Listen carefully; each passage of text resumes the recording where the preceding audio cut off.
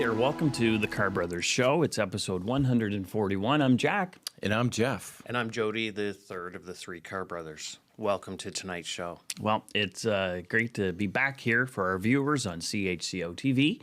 And just a reminder, because it still is fairly new, that anyone that has cable in New Brunswick has access to the Carr Brothers Show on CHCO TV, on Rogers, Shaw, and on Bell. We're also on our Facebook page, YouTube, and on your favorite podcast provider. We're everywhere. Yeah.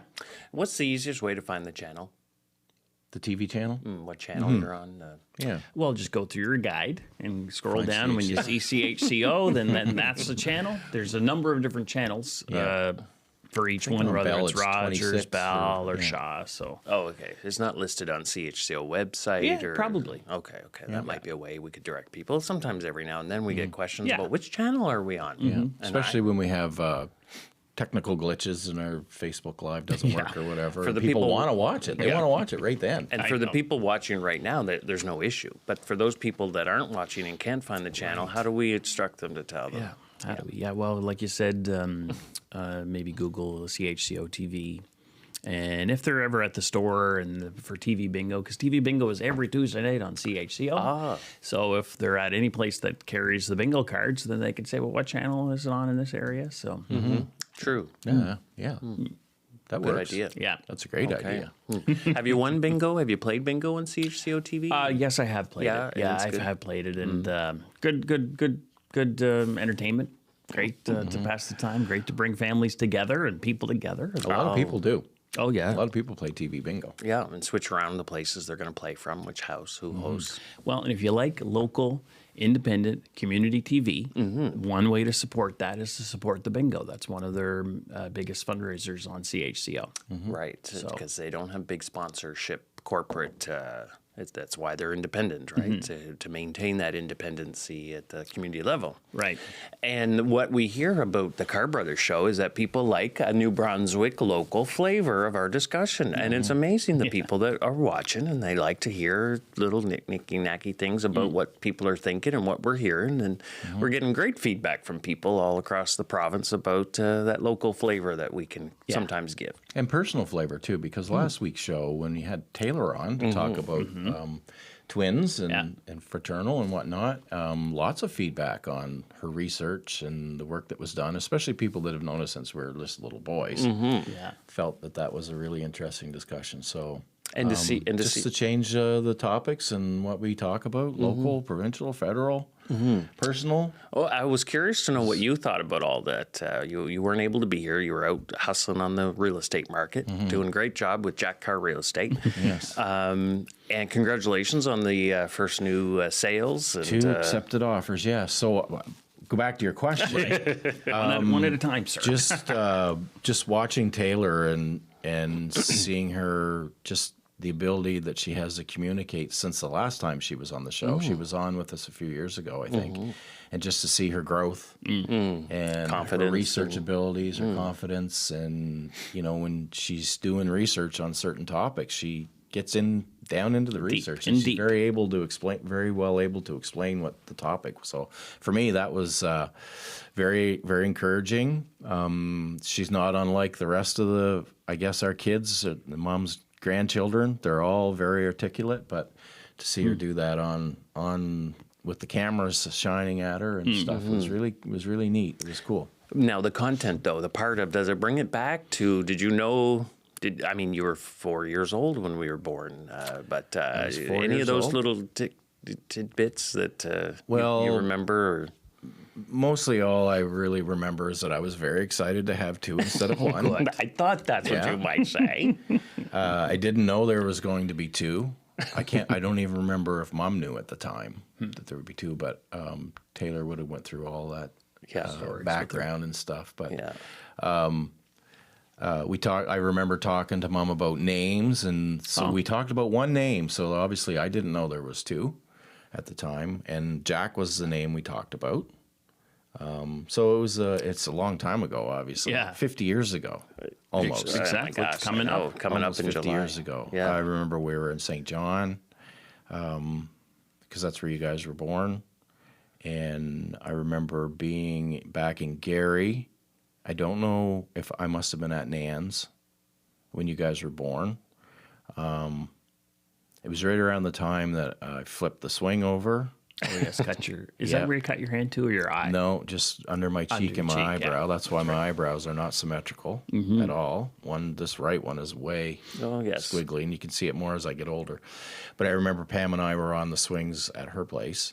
So and I do remember seeing pictures now, looking back, of when you guys came home from the hospital to Gary, and I had the brand new stitches over and above. Wow, so. Hurt my face, hurt my eye. Yeah, so that was I mean, there's a lot of memories, but yeah, almost 50 years ago. Yeah, wow. But there are pictures of you holding us in each arm, one in each arm. Very excited to help Mom. Help Mom run, get the baby food. And yeah. It was quite something. So here we are. Always still looking after us. Huh? Yes. Well, we all do our part. We seem to help each other and do our part. So that was a fun time. That was a long, long time It's ago. amazing though to hear the depth of the medical kind of heroic conditions and overcoming that in Mom and the birth and the delivery, and hearing all about all of that. It's just amazing. Isn't I know, and to hear her on the line as well, talking through it and explaining it. That's really cool. Yeah, Maddie was home and we were watching and listening. And as soon as Grammy came on, she's like, "Oh, I love Grammy." Oh, anyways, so it was good. Yeah. It was a good episode. And we'll have to talk about whether we do the DNA to see about fraternal or identical, and this will carry on. Jeff, you just can't get away from that. Well, it was the show was good. Leading every day after that, we'll text sometimes, but again, Mom talking about it, but Taylor researching it, and the statistics very, very rare to have, let alone like one child be born, let alone twins. But just how much of a the way against the odds and rare, and how much of a miracle all of our births are, considering Mom's heart-shaped uterus and her heart condition. But just thankful that we're here. I know.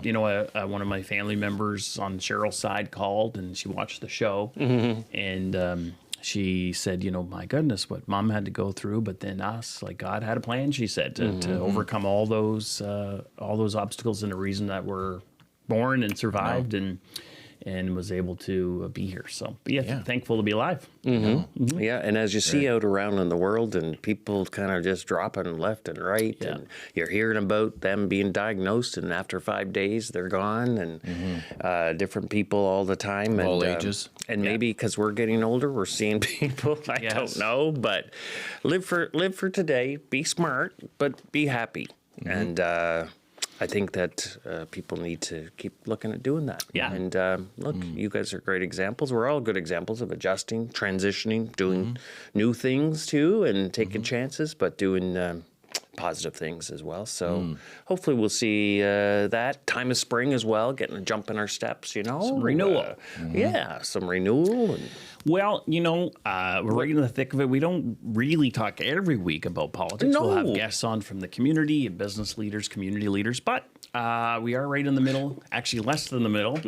We can't avoid it. Less than a week to go for the federal election. So we'd be remiss not to talk about the federal election. Did you two vote already? Yes. You two voted already. Yes. I have not yet. Oh, I thought you said you voted. I know. I have not gotten there yet. So I would like to vote, I think, at the returning office, outside, not my own returning office, because I'm now in St. John, St. Croix. We're all actually. You're not going to drive all the way to St. John West. I don't want to go to St. John West. I mean, I have nothing against St. John West. No. We were born there and lived there and whatnot. But I think I'll go to the returning office in Fredericton. Elxn Boulevard, because you can go to any returning office. Across Canada. But you may want to check, because there will be a deadline by which you can't vote outside of your riding, because those ballots have to be transferred to the respective returning offices. Right, so you may want to check online. So that's a good reminder for viewers. Check online, because... and I only say that because I know during the last federal campaign, I was helping John and Andre Johnson in Fredericton area, and we had constituents that were in the hospital, and they wanted to vote by special ballot, and there was a deadline by which the special ballot officers stopped going out to take those votes because they have to transfer them. Obviously, back to the home riding. Realizing and remembering now, when I went to vote, it's still done by the old-fashioned way with paper ballots. So it's not. If it was electronic, they could do it right up until when the the polls close. Because did that provincially, right? Yeah, we've done three now provincially since I started. So just been working. So you may want to check. Good, thank check you. online. Save me a trip see, to just Elxn Google. Boulevard. Go on the Google machine and Google electionscanada.ca. The World Wide Web. Yeah, and Otherwise, I'll have to do it the old-fashioned way and go on election day now, you will. or travel down to St. John, which really wouldn't be worth. Well, it'd be a it. nice drive there Oh, it for would us be a on the nice weekend. drive. We could go, Boys, maybe wanna go get have going? lunch or So something. could you still go to your own returning office? You might want to check on on that as that, well. too. Yeah, I check on believe that, you too. can because they should count those returning office ballots their- for that returning office Right. on election night. Election good night. point. Okay, and what are we doing election night?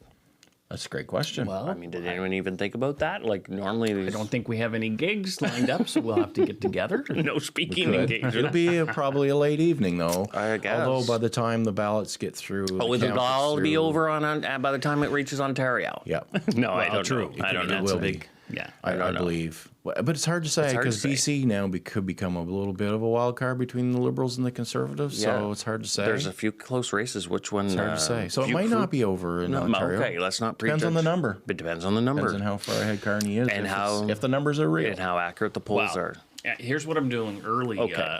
Tell us. before the polls are completely done across Look, if I Canada. have gonna a go chance visit to the go polling show a station? house or something like that, I'm going. Well, exactly. We can always listen to the election results online as we're driving. But I am going to see Carol Baker on Monday night. Monday night in Fredericton. So Okay, tell us about that. Well, she's a living legend. Yes. as most would know. What's some of the songs Carol Baker sings? Well, she's got such a slew. I couldn't even begin to. Which is the to one name I them all remember? through. We'll have to go. Oh, Lord. One day at a time. Yeah, that one. That one. How's it? One day at a time, Yep, Jesus. that's or one of whatever. them. And Yeah. but when you look at her stats, Yes. I know Anne Murray is, of course, a legend as well. But Carol Baker has had a lot of #1 Canadian country hits across Canada and Canada back in the day. And anyway, so she's on her farewell tour. So she was friends through the music and through like a Cape Breton connection with Cheryl's parents back in the 60s and 70s when they were starting out in Toronto. And so they've maintained friendships and connections all through the years. Unfortunately, Sadie and Burley had passed away since the last show in Fredericton, but Sadie got to go to that with Cheryl. Oh, to see Carol Baker. Yeah. And meet her and say hello to her. I mean, Yeah. and Yep, in Fredericton. So that's Carol where I'm going. Carol So- remembers. And So is this at the Playhouse? Yeah, it's at the Playhouse in Fredericton. I believe it's sold out by now. So that's Monday night, election night, but I want to go to that. And I've never seen her sing live. tell me again about So for Cheryl's anybody dad. going, we'll get to that. But Okay. just going back to voting. So for anybody going to the Carol Baker show, they should go if they haven't voted yet. Go Yeah. throughout the day to get your vote. Vote first. Before you go. Don't forget. Oh, it's important to vote. And is Tommy Hunter still living? Does he still perform? I think he's still living, but he's retired. I've seen Okay. a couple videos, not official videos, but one musician, I can't think of her name, and run into him and did an interview maybe 3 years ago or did a chit chat. Oh, So yeah. It must be about 80. And he's in his late 80s. So. It'd be fun if Tommy Hunter and Carol Baker would do something together, Yeah, it would be. Yeah. like the old days. Anyways, Cheryl's mom. tell us about Cheryl's dad again. So your wife Cheryl, her dad and mom Rolly and Sadie. So Rolly, what's some of his background on music? Well, and what's the Yeah. connection to Carol Baker? Yeah, that Yeah, too. so they're Sadie, Cheryl's mom, was from and grew up in Cape Breton, and Carol Baker is from that area as well, and okay. Cape Breton. And so when they were starting, Carol Baker, Rolly was a bit older, was older. He's passed away now, but when she was starting out in the music business when in Carol Toronto, Baker was starting out. yeah, Oh, okay. in Toronto and things like that. Well, then, Maritimers, they kind of stick together a little bit and lean on each other when they're in a new city, especially Toronto. So they get to know each other through that and through music in the early days of music jamborees and things like that. Because Rolly was a musician, professional musician, Cheryl's dad. So that's how they got to form their friendship and know each other, and especially in those early days. And so Rolly liked being in the music business in Toronto, right? Because he grew up and was from Toronto before he moved to Cape Breton with Cheryl's dad or Cheryl's mom. And what was his music? Bass was his main instrument that he played. He was a lead singer as well and played acoustic guitar, but most of what he played in bands was bass. And he played in Toronto and played as a steady musician in a band, but he'd play for performers that would come into town. Different performers that came into town, because back in the 60s and 70s, it was very expensive for a big star, Johnny Cash, all these ones. These artists that would come in. Tonti Hall and all these big ones.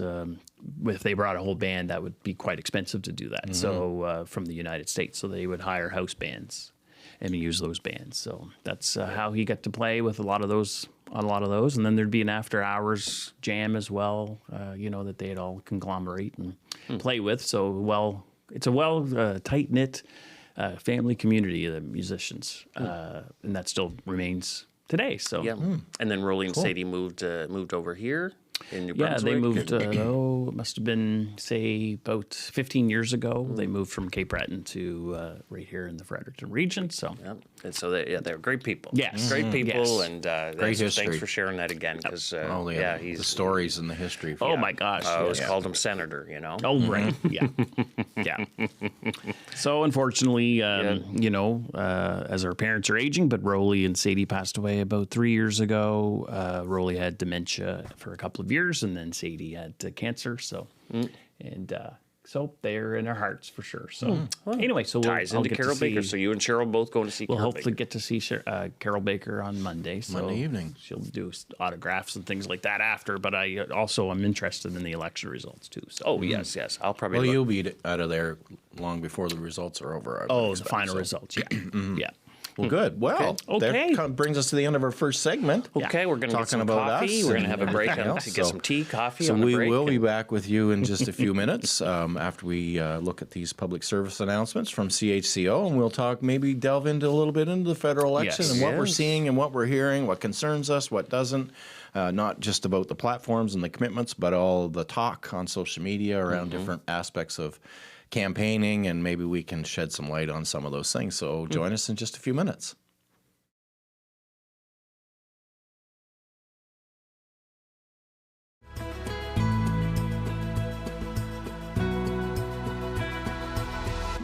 Hi there, welcome back to the Carr Brothers Show. Thanks for joining us. It's episode 141. I'm Jack, in case you're wondering.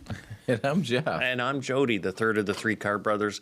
And I'm glad you had a couple of seconds to go get that coffee or tea and come back and join with us. We're just so happy you're here and happy we're here. And what's been going on lately with this federal election? When is it over? Well, we have less than a week to go, so the election's the 28th of April. That's Monday, right? Monday night. And let's look at this stat. 7 million Canadians up until, I guess it was Monday night, have voted already. Have already voted. 25% increase from the last federal election. Okay. Oh, wow. So what do you think about that, guys? What do you think that means? Well, typically it's people want change, right? Yes. But I think everything is not the same as it used to be since Trump and then Trudeau stepped down. So it's since COVID, we're in a new sort of era, I think. So I think it's hard to say, oh, well, people want change. I think there's I know that there's a percentage of people that want change. But then there's also people that say they're more passionate because they want their person to get in. So I think there's a combination of that, the Trump factor and things like that. So I know. And the poll, and you got the polls. So if it's a change in government to conservative, or you got the polls that are saying, Carney's in the lead, steady lead. And however many seats, there's stories that Poilievre, whether it's planted, accurate, correct, that he's potentially in trouble in his own riding in Ottawa because the regional polls show the Liberals are leading in that area. So lots of excitement to look forward to, I guess, for those that like to watch these things and follow it. But I think for me, I'm seeing so much in my social media feeds, but I guess I'm probably friends with more conservatives than anything, but just see people talking about not believing the polls because of the rallies, the numbers of people coming out the rally. So it'll be interesting to see on Monday night how close the polls actually really are. Are they accurate? Are they not? And that's the only poll that matters is the Monday night poll on Election Day when all the ballots are cast. Yeah. And that's when you count them. These other polling, well, they were wide range, but they've been fairly consistent, I think. I still think it's it's got to have some reflection on who answers the phone or who you can get a hold of. For sure. To answer these questions. Right. But anyways, what do you got there, Jack? Well, I got a little recap. I went on CBC's poll tracker, which I really like because it has an average based on weight, up at the top. Then when you scroll down, then it'll have the list of all the polls. The individual polls. The individual poll company results. So that's the one I like to watch. So if you looked at, say, the last five polls from the polling companies. So, for example, just hot off the press, right from yesterday, let's say, Innovative Research Group, they're showing neck and neck, 38% to 38%. Main Street Research has Does really it show an undecided on those? No. Okay. That's the thing. You don't get a whole lot of undecideds. I think the undecideds are actually a little lower this time. Yeah. Normally they're around 25 to 30% during a provincial campaign of undecided people. But from what I'm hearing on the Curse of Politics, they're saying that the undecided are lower, which is interesting. People have made up their mind. But anyway, go with that one. I want to hear more. And Main Street, you were just on that one showed. So Main Street has the last few weeks has typically been more lean and conservative, and so now this one, as of yesterday, Main Street is showing the Liberals up 43 to 40. Oh wow! On the Main Street, yeah, they took a little jump there. The Liberals ahead of the Conservatives. And then Nano's CTV is 4% spread, so it's still 43 for the Liberals, 39 for the Conservatives. And then Liaison Strategies, that's a 3% gap, so it's 42 to 39. So on average, within margins of error. Yeah, and then you take the margins of error, which is around 2.5, not up to 3, but 2.5, 2.6, 2.7 is a margin of error. So the average difference of those 5 polls is 3% in favor of the Liberals. That's still a huge number if they're accurate. But then you take the margin of error, 2.5%. I think it's a lot closer than people hope it is. But it could really come down to Monday's get out the vote strategy and who has the best ground game in each riding to swing that little, because it can be done. Yes, and here is there more of an undercurrent that's not being reflected in those polls? Like you said, the people at home, are they answering? Who typically answers polls and who doesn't? But I think there is a clear alternative, a clear difference, and I think the two. that probably is why the percentage of undecideds is so low, because this time there really is a clear difference of what style of policy of sort of history of whatever. So. And Mark Carney was in Fredericton recently, Saturday, I think. Recently, and it seemed to be a decent crowd at the Boyce Farmers Market, I think it was. It looked like. Not sure in comparison. No one really said how many hundreds or whatever were there. It was full. They said between 500 and 800, which is nowhere near. Not near Polyus at all. But the venue's a little different, I suppose. Venue's different. If they thought they were going to get a bigger crowd, they would have went to a Parking's bigger. different. Yeah. They would have went to a bigger. And venue. I don't know if they publicized it. There was a lot of people that called it a secret thing, and no one knew where it was going to be or what it was. Right. So whether that was security or what or who, or I have no idea what they're obviously what the strategies are around these things. But But it was a. He's a very different, like what I saw on Facebook for a video. He's very more low keyed, I guess, and.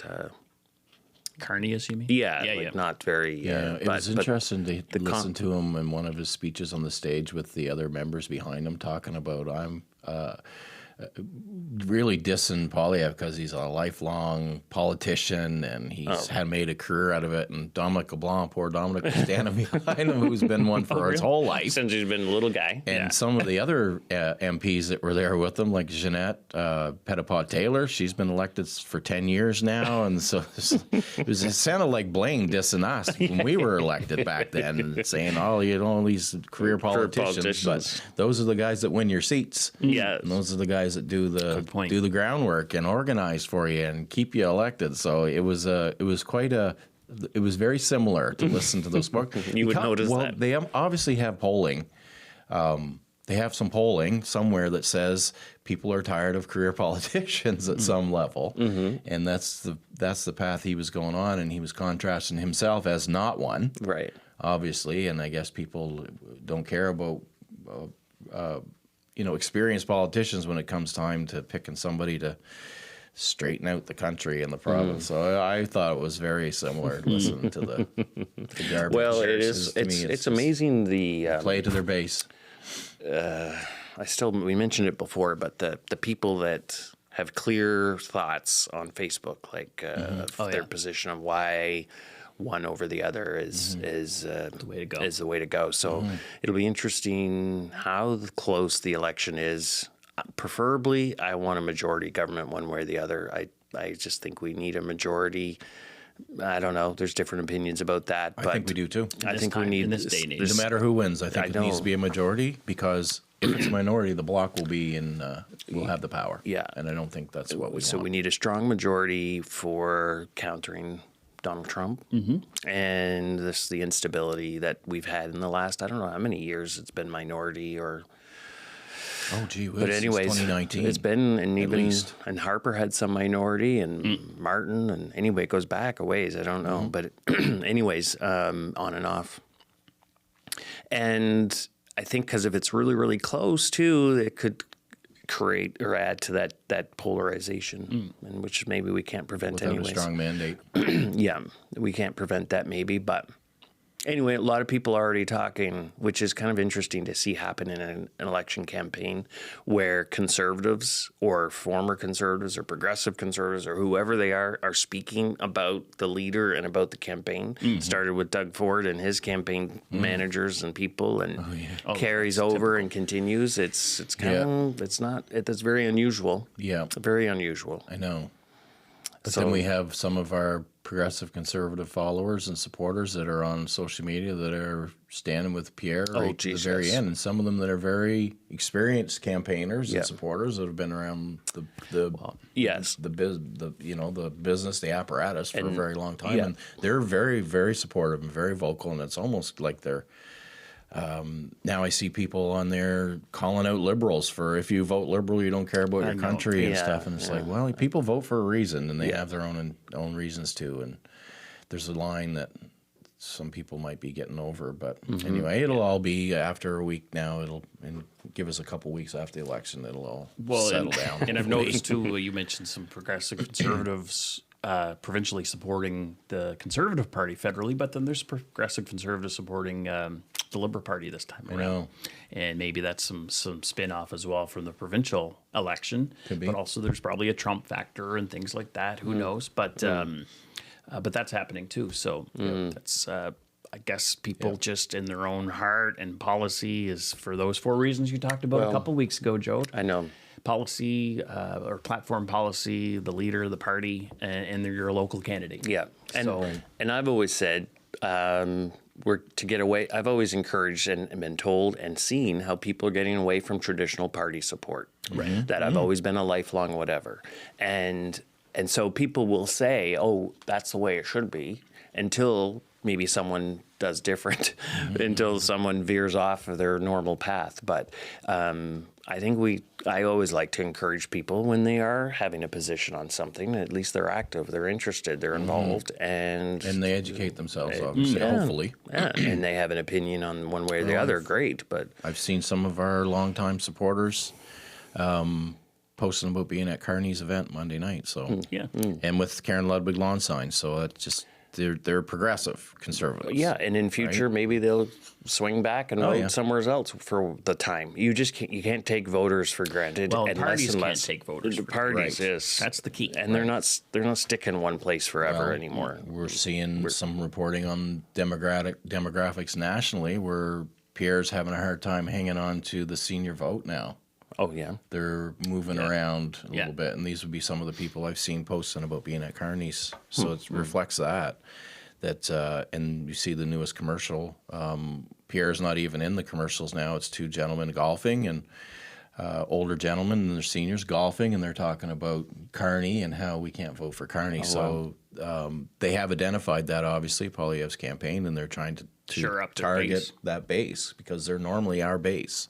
Yeah, there'd be lots of time to analyze. Yeah. But what I was marveled at right from the beginning, before they called the election, was not pivoting away from the carbon tax onto a relevant issue of Donald Trump or the American or Canada or and whatever. And we'll just see if him sticking to that carbon tax, the tax, is the right, and who knows what the right is. And they know things that we don't know, obviously, and have a strategy and have research and have opinion, but that'll be interesting. Yeah. I just think it'll be just fun to watch on election night and see people get involved and vote one way or the other. It's great. Great to be active and involved. Well, we're seeing people even in our own areas that are getting involved on social media that normally wouldn't speak out before. That's a really good thing, I think. And, you know, maybe they'll stay involved at some level with politics and line themselves up with a good campaign someday that they like to be part of. Well, and I think, yes, we all encourage people to research, to look at, take everything in consideration, but vote. And because that's what people died for in our country, to give us the right to be able to vote and take part in that, go through the process, research platforms, research parties, your local candidates, and the process of actually going to the polls. And it does feel good by the time you get out of there. Sometimes it's a little slower. Sometimes it's very quick. Was it a long process for you guys? You went to the... No, I went to the Gary Lions Club Saturday, and it was just straight in and out. I was basically the only person there. Kathy and I were, really. There was nobody. People were leaving when we were going in, and then there were people coming in when we were leaving. We had a brief conversation with. But... all the poll workers greeted me, and after I was done voting, had lots of hugs and whatnot, and I was able to. It was a different feeling not being a candidate going in. I was just going to ask you what your feelings are, and what it's been like going in. It was good. I actually enjoyed it because I was able to just take a step back and look around as a non-candidate or somebody that wasn't even, I'm really not even overly active in John's campaign because I've started the new career, so just going in there, I'm not a runner, not a scrutineer or anything, but just asking about the process. Oh, we're still doing it the old-fashioned way, no tabulators. Well, federally, you can't get the tabulators working, I don't think, because you need Wi-Fi everywhere. But to go through the old process of watching them cross your name off with a pen and a ruler and giving you the ballot and the instructions to fold it up and bring it back. And they said, well, there's pencils back there. You can use a pen if you want. And I'm like, no, nobody in this room, like there's 6 or 8 people here that are going to watch the ballots being counted. Nobody's changing my vote. No one's erasing it and using it. Yeah, I think if somebody had an eraser in there at ballot counting time, some red flags would go up. But anyway, it was kind of neat to watch that. And then, like I say, I asked the people working there, is the candidates not bringing you treats or anything? And they said, well, you didn't. And I said, no. I said, we all got away from that many years ago because you just can't get to all the polling stations. So it was Eric Ferguson that said, don't go to the polling stations. That's a waste of time for candidates to do that. Anyways. But they like to see you. They do like to see, even during the campaign. Like when I would go normally on election day to vote when I was elected. And provincially, like federally, it'd just be impossible to get to every region. So anyway, it's a reminder too, for voters, don't always assume that your voting station is where it's always been. So I sort of made the mistake, although it was good. It took a little bit of time, but I didn't have my voter card with me on Saturday. So we're like, on the way home, let's drop into the polling station where you always vote. The advanced polling station where I voted last time. And no. Not here, and but it was a polling station, though. It was definitely a polling station, just not one where you could vote. Not one where my poll suited, and it was 30 minutes away over in Gary, and which really doesn't make a lot of sense. My house is 5 minutes away, so no, we couldn't vote. So we said, we'll have to do it another time. Same at writing, the returning same office. Writing. Oh yeah, same writing and things, and so just didn't make common sense. So then we went to the returning office another day, but in the Fredericton riding. Everything was fine. You got your vote in. So I did, but you know how it is. That could turn someone right off. Oh yeah, never voting then. Never voting again. It used to. I remember one time Russia Gornish was over in Gary for something, and it's just like, they just looked at the map and didn't realize there's a river there and 2 bridges, and you'd have to go all the way around. So we got that changed. I think at the time, but I actually do believe this with the mix-ups this time with polling stations. I lay it right on the back of Elections Canada because the boundary changes happen, and now the catchment areas for polling stations have changed. They should have really paid attention to that. And local campaigns should be paying attention when Elections Canada says this is where we're going to have the polling stations. They should be paying attention and strategically organizing to bring the evidence to Elections Canada and say, well, that doesn't make sense. Because I heard from other people that on Saturday lived in Hoyt, instead of going over to the junction to vote, had to come to Gary for advance polls and vice versa. And that will turn people off from voting right away. And it's not the candidate's fault. It's Elections Canada's fault. So that one of yours just does not make sense. No, when you were just had a polling station up the road. Makes no sense. But anyhow, I guess we're at the end of our second segment now, guys. Gosh, on that note. We went right through, and when we return in a few minutes from the public service announcements from CHCO TV in St. Andrews, we'll continue this conversation. We'll see you in a few minutes.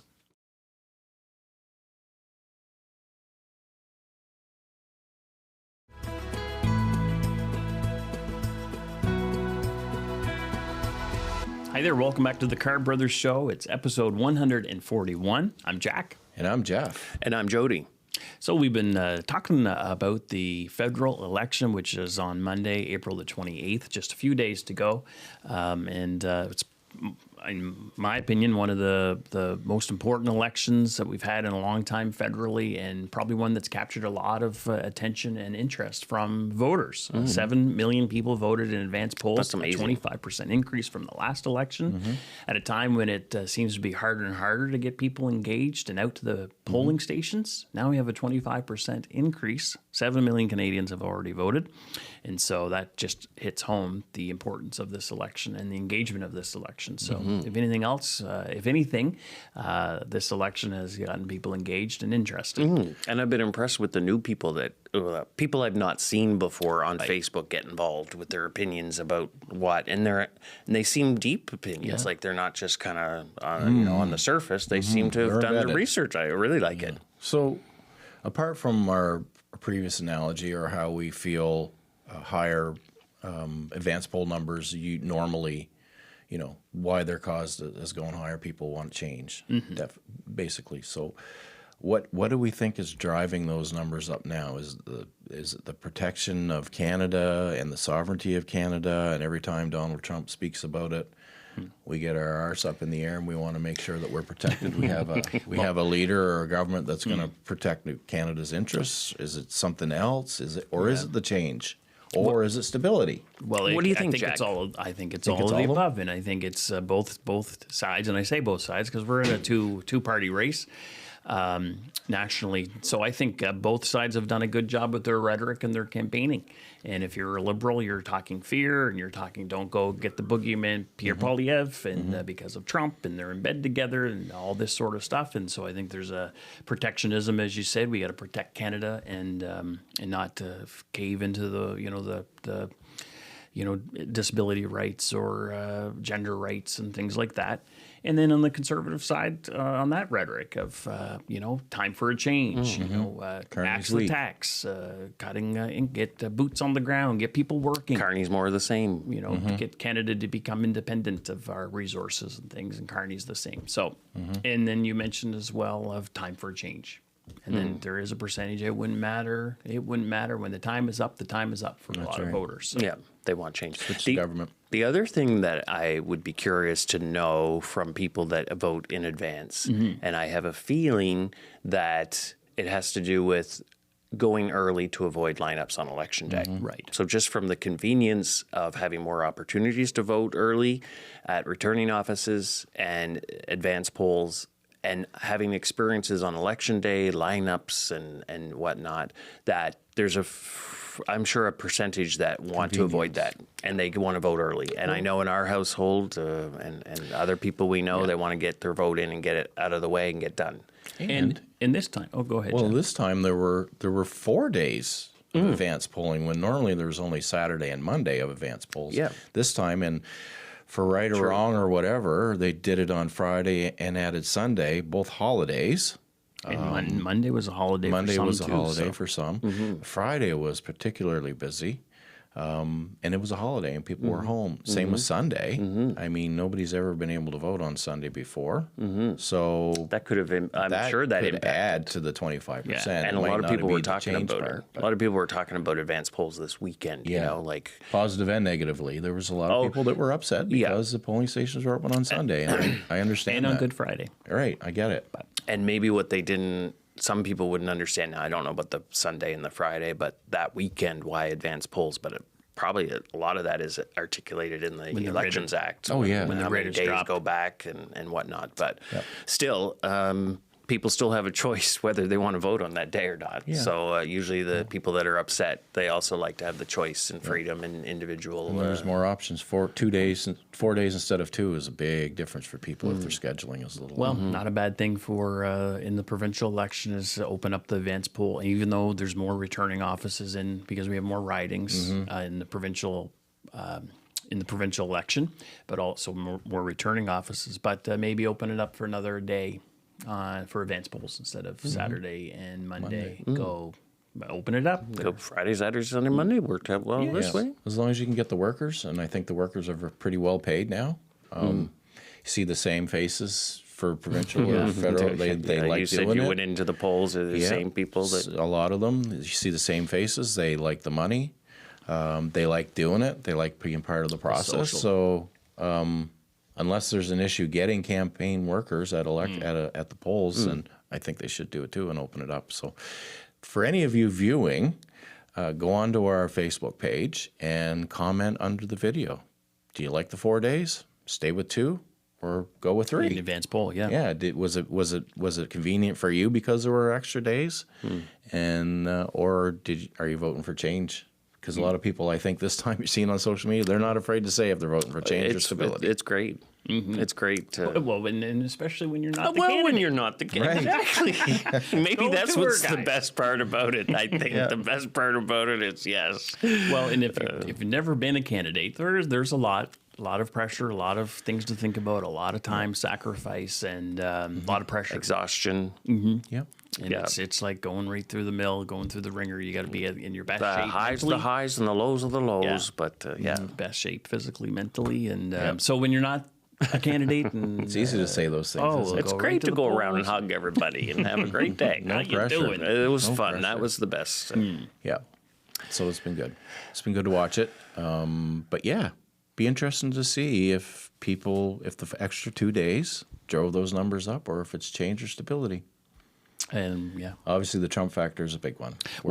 I think everybody in Canada understands the Dynamics around the that. dynamics, and the issue is he's so inconsistent and On purpose every other day. I think inconsistent so. on Oh purpose. yes, absolutely.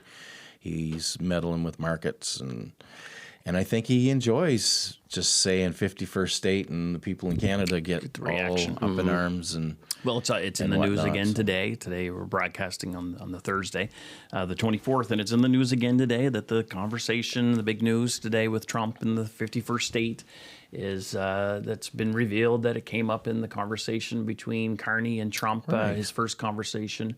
Why that issue didn't come up until now, I have an idea. The Liberals probably saved that and leaked that out, my guess. But because anytime the 51st state and Trump comes up, that doesn't help Polyev. No, And doesn't. so it's conveniently brought up now. Could have been strategically done by the Carney campaign. It's not Very something much. new, but then just Well, comes a few days before Election Day. Get a couple stories out of that conversation. You had the story when the conversation had it, and then Yeah. you know, Well, the Scrums will be asking Carney about it, so that'll be Yes. that'll be the He's- stories, yeah. right? Yeah. He'll be asking him about the conversation, and he'll be able to get his point across. And it's not helping Polyev when Carney can talk about how he's pushing back against Trump. So Standing up for Canada. so we'll see how that turns out. But I suppose there'll be 4 days left: Friday, Saturday, Sunday, Monday.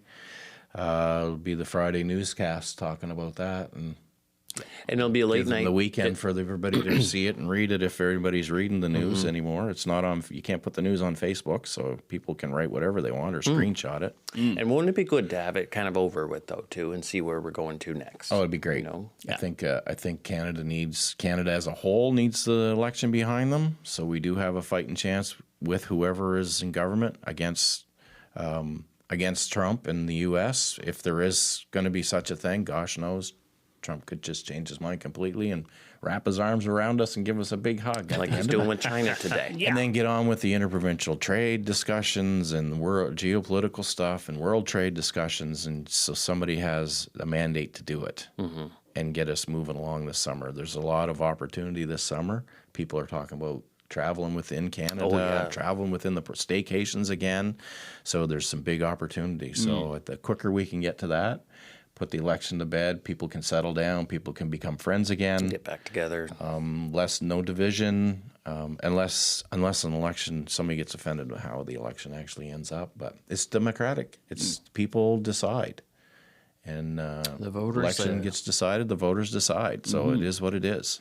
A lot of ground to make up here in Canada after the last few years with the past Trudeau government. Just we to got a sleep lot at of the ground to switch. make up with protecting our resources, getting ahead here in our defense, affordability, things like that. Let's got to get a lot of irons in the fire here and get working together and get building our country and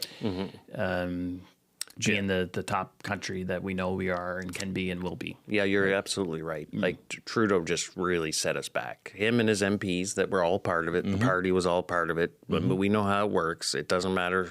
Anybody who's the MP is still the leader and the prime minister, premier, whoever, and they're in charge.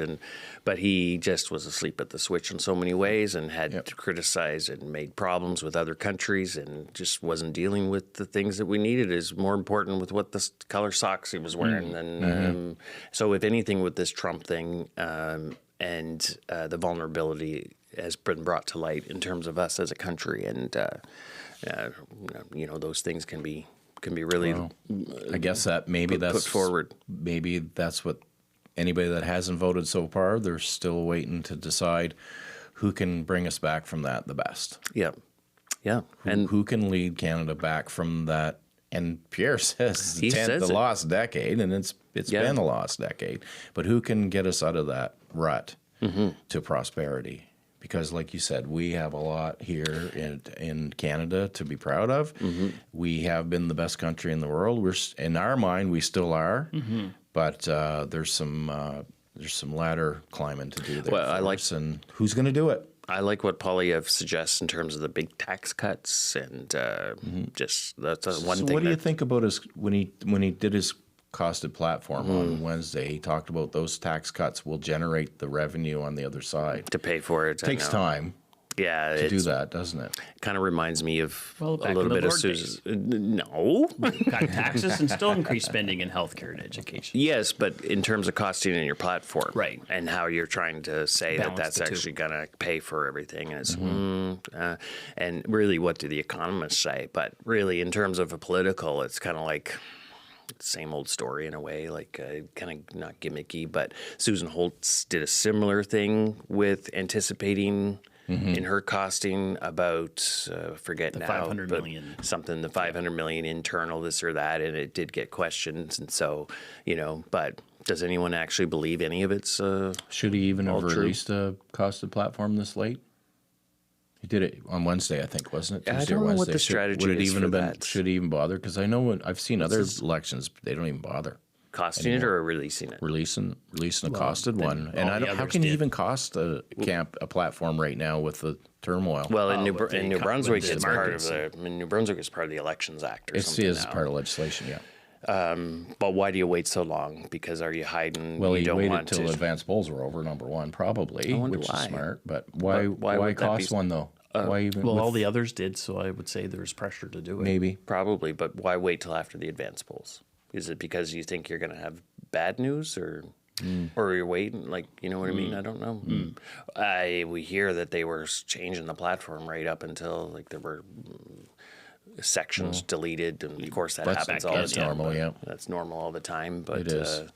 But I think all of their platforms that are costed are subject to change so easily because of tariffs and Can you can we name more than 2 or 3 things out of each of their platforms anyways, except for someone that's actually gone into it and analyzed it? right.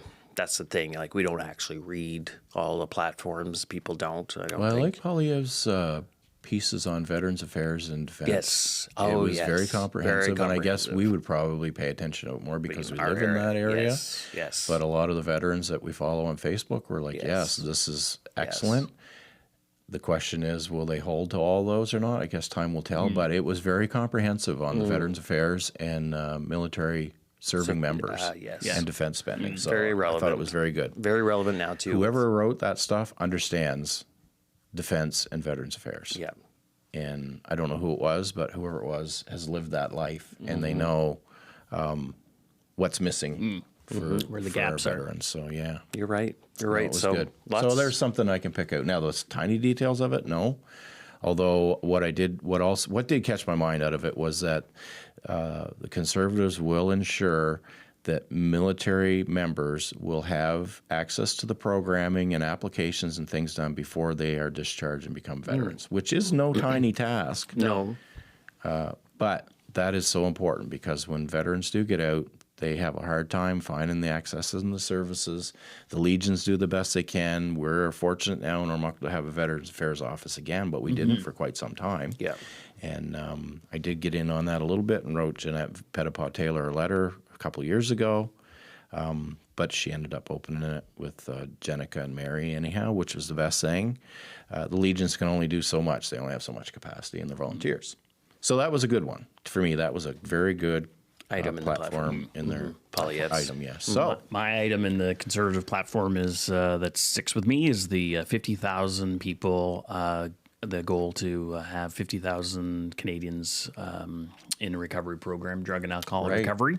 Talking about recovery, and it's good to see a leader talking about that and a party talking about that. Were they the only ones that talked about recovery? That I know of. I'm sure it would have popped up, but I haven't heard any of the others talking about that. But that's like, say, for example, here in New Brunswick, substance use is one of the, if we want to talk about budgets and things like that, first off, support into recovery helps change lives and save families.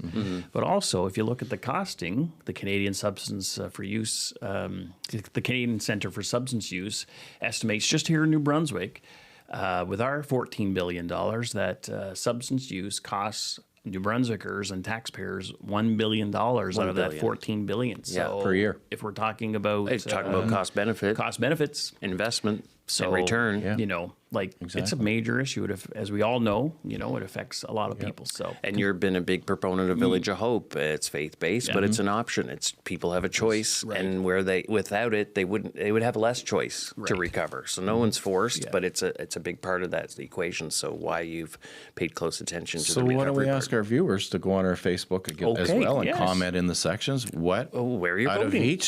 What out of each platform caught your eye? Just one item. And why? Why does it affect you, and why does it matter to you? Good. If that's part of your voting reasoning or not, write it as well. Exactly. So, guys, we're at the end of our hour. Yes.